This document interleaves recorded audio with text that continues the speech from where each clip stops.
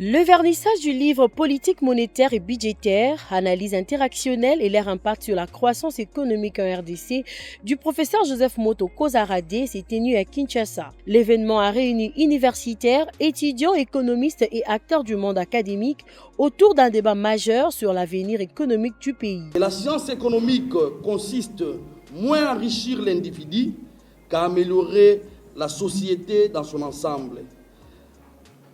Votre présence illustre parfaitement cette vision, la connaissance au service du bien commun. Mesdames et messieurs, comme l'a appelé lors de l'intervention qui devrait être réalisée par le professeur Driss Elmi, l'originalité de cet ouvrage réside dans la combinaison articulée de plusieurs outils économétriques avancés, les tests de stationnarité et co-intégration des JONS, les causalités au sens Granger et la modélisation SVAR. Dans cet ouvrage, l'auteur démontre que la croissance économique durable ne peut être atteinte sans une forte cohérence entre la politique monétaire conduite par la Banque centrale et la politique budgétaire mise en œuvre par le gouvernement. Il estime que le manque de coordination entre ces deux leviers freine l'efficacité des actions publiques et limite les performances économiques de la RDC. Passer à notre cérémonie de vernissage de mon ouvrage intitulé sur politique monétaire et budgétaire, analyse interactionnelle et leur impact sur la croissance économique. Donc quand vous regardez, nous avons affaire avec deux politiques qui sont réellement des politiques conjoncturelles émanant des politiques économiques que l'État est censé de piloter et de mettre en œuvre en vue de promouvoir le bien-être de sa population. Mais pour arriver à ce niveau-là, nous avons des chocs structurels et des chocs conjoncturels. Face à des chocs conjoncturels, l'État a des instruments des politiques conjoncturelles dont l'État est censé les mettre en œuvre afin de pouvoir stabiliser les cadres macroéconomiques. Et parmi ces instruments, nous, dans notre livre que nous venons de rendre public aujourd'hui, nous avons utilisé les premiers instruments de la politique conjoncturelle qui est la politique budgétaire et le deuxième instrument, c'est la politique monétaire. Ces deux politiques-là sont gérées par des autorités différentes. La politique monétaire, comme vous le savez, est pilotée par la Banque centrale qui a une jouissance liée à son indépendance pour la définition et la mise en œuvre de la politique monétaire. Mais la politique budgétaire, c'est l'État qui est censé de piloter et de mettre en œuvre, de définir, de mettre en œuvre la politique budgétaire qui a pour finalité de promouvoir la croissance, même de résoudre les problèmes des chômages, donc c'est-à-dire la promotion du plein emploi. Mais la politique monétaire a pour finalité de lutter contre l'inflation, c'est-à-dire promouvoir la stabilité du niveau général des prix. Pour sa part, la directrice générale de l'École nationale de finances et marraine de l'ouvrage, Yvette Chabani, a salué le travail du professeur Joseph Moto.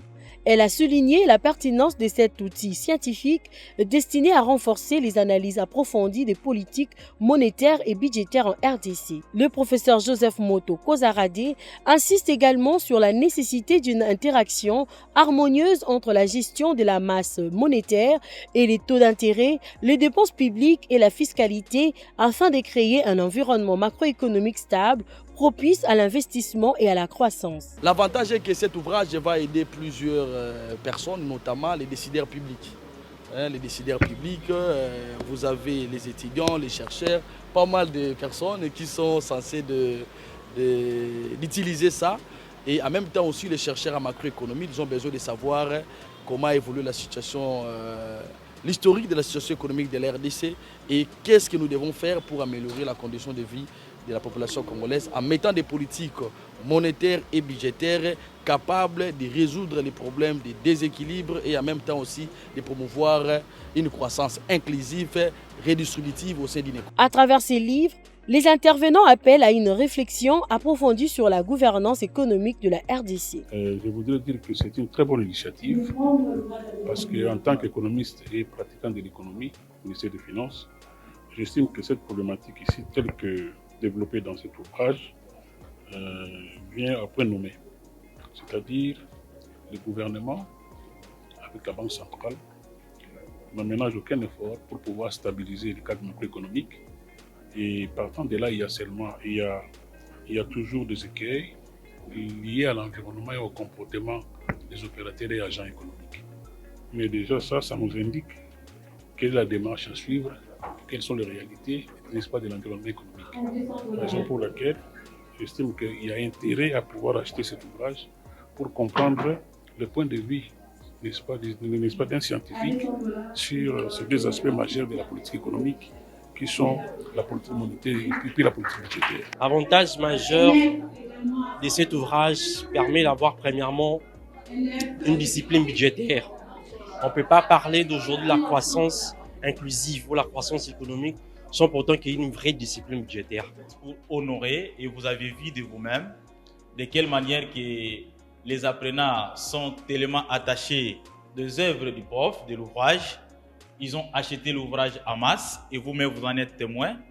Et nous ne pouvons pas magasiner cet ouvrage que nous venons d'acheter aujourd'hui, qui a fait l'objet de notre cérémonie, mais ça sera pour nous une source scientifique où nous allons épuiser. Et d'ailleurs, un débat jugé essentiel à l'heure où le pays cherche à consolider sa stabilité macroéconomique et à poser les bases d'un développement durable au bénéfice de sa population.